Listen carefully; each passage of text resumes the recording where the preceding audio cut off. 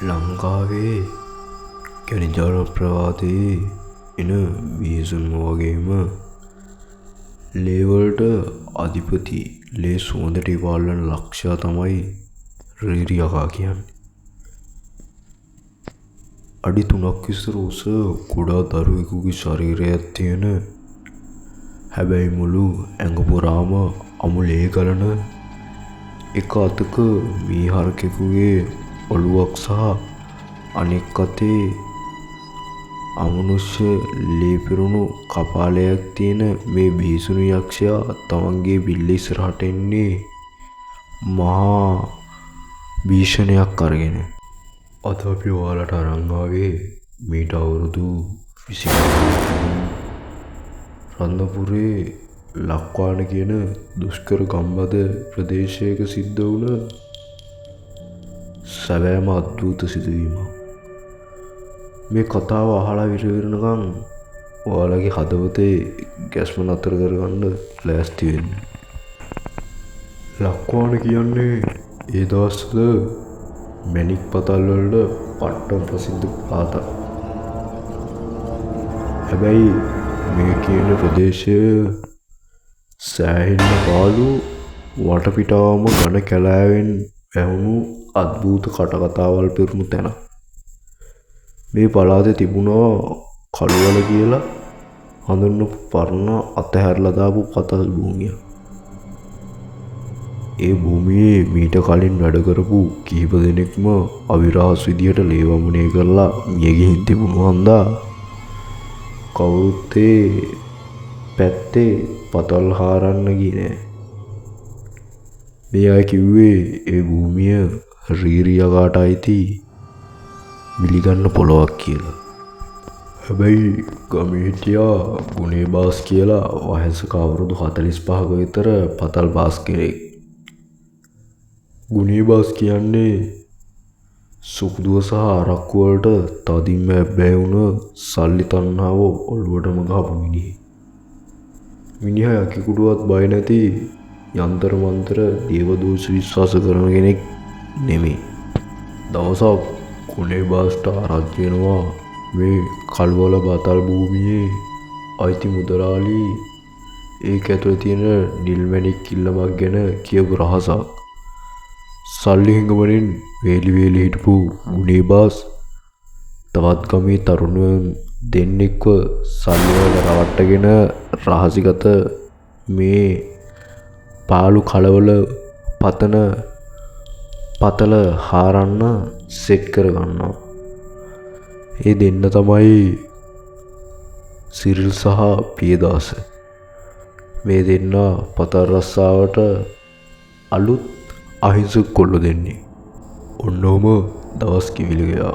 ඔන්න ඉතින් දවසක් මුළු ගම නිදාගත්තට පස්සේ රෑ 9ට විතර ගුණේ බාස් සිරිල් සහ පියදාසත් එක්ක ලන්තෑරුම් සහ ඉල්ලම් කුරන්න අරන් රහසින්ම මේ කැලෑරොද ඇතුළට රිංගුවා.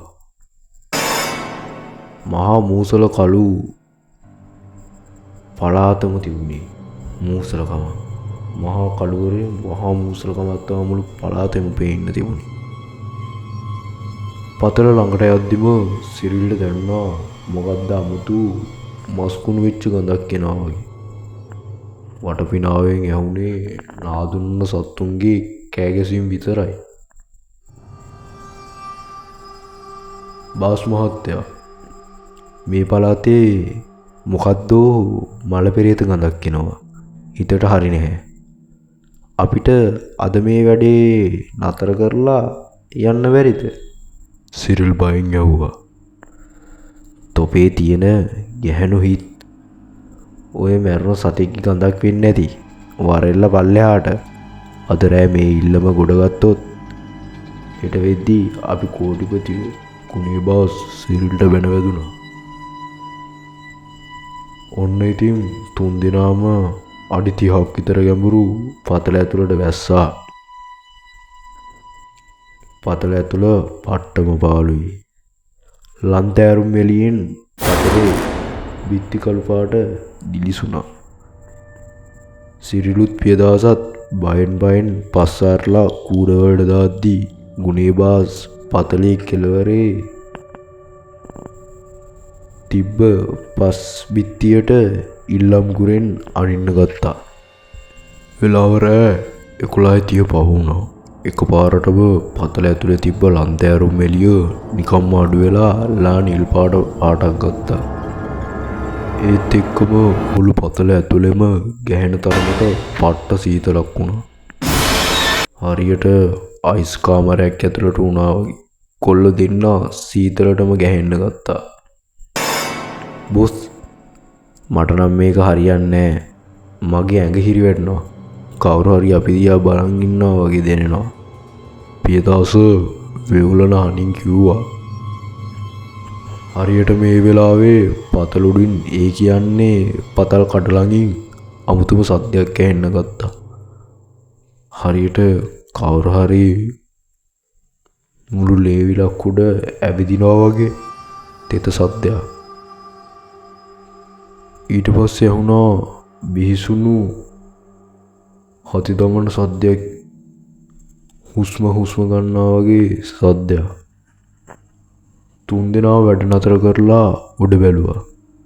පරල් කටින් පේන්නේ කළුම කළු අහස විතරයි. හැබැයි ඒ කරවල මැදින් එක පාරටම පතුල ඇතුළට බින්දු වැටෙන්න ගත්තා. ගුණේබාස් තමන්ගේ අතර වැටුණු බින්දුවක් ලන්තෑරුම් එළියට අල්ලලා බලද්දී මුළු ඇඟම සීතල වෙලා ගියා. ඒ වතුර නෙමෙයි. ඒවත් අද රතු පාට උණුසුම් අමුලේ.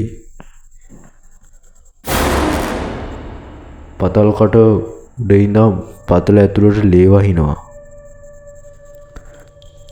සිරිලුත් පියදාසත් මාහනින් කෑ ගහන හදද්දිම එකපාරටම පතල ඇතුලේ තිබ්බ ලන්තෑරුම් දෙකම නිවිලා මුළු පරිසරෙම ගන අන්ධකාරයක් ඉරුණා. කළුවල පතන ඇතුලේ සම්පූර්ණයෙන්ම කළුවරයි.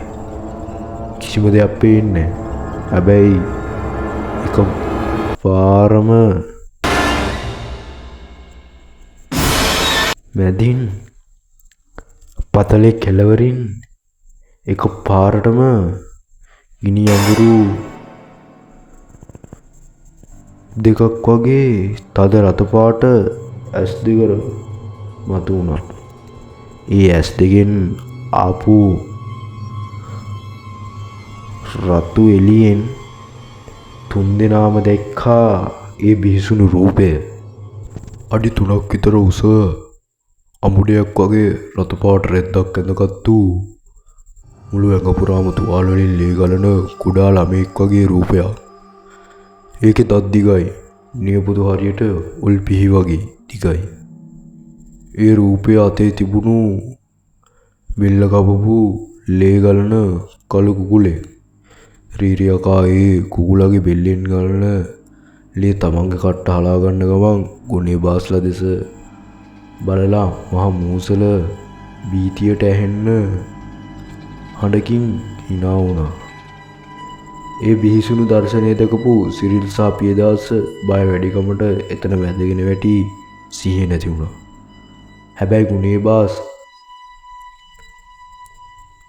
බය වෙලා පතලින් උඩට නගින්න තියෙන ලණුව අල්ලගෙන උඩ බඩ ගන්න හැදුවා විතරයි. එතකොටම අර රීරියකා එකපාරටම අద్භූත විදිහට පතල උඩට පැනලා ගුණේබාස් උඩට එනකම් පතල් කල ළඟ හිටගෙන ඉන්නවා. ගුණේ දැක්කා. රීරියකා තමන්ගේ දිග ලේ තැවරුණු නියපොතු වලින් ගුණේබාස්ගේ මූණටයි ඇඟටයි පහර දෙන්න ගත්තා. ගුණේබාස් මහහඬින් කෑ ගහගෙන අඩි 30 යමුරු පල්ලෙහාට පතල පතුලටම ඇදගෙන වැටුණා. පහවදා උදේ ගමාය කළුවල පතන ළඟදී පතුල ඇතුලෙන් කිදිරිලි සද්දයක් ඇහිලා බලද්දී තමයි මේ තුන්දෙනාව දැක්කේ. සිරිලුත් පියදාසත් බයටම සිහිය නැතුව හිටියත් ඒ අයට ලොකු අනතුරක් වෙලා තිබුණු නැහැ.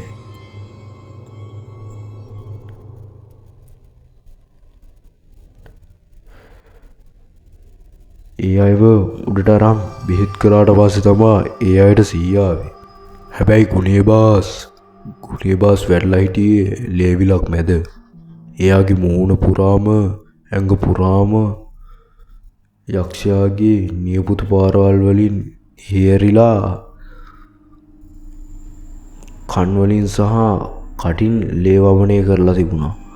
ගුණේ බාස් රෝහලට අරන් ගිහින් දින 3කට පස්සේ බිහිසුණු විදිහට කෑ ගහලා ඌ එනවා, ලේ ඉල්ලනවා, මාව බේරගනි කියලා රෝහලේ ඇඳ උඩීමදීම ජීවිතයට සමුදුන්නා.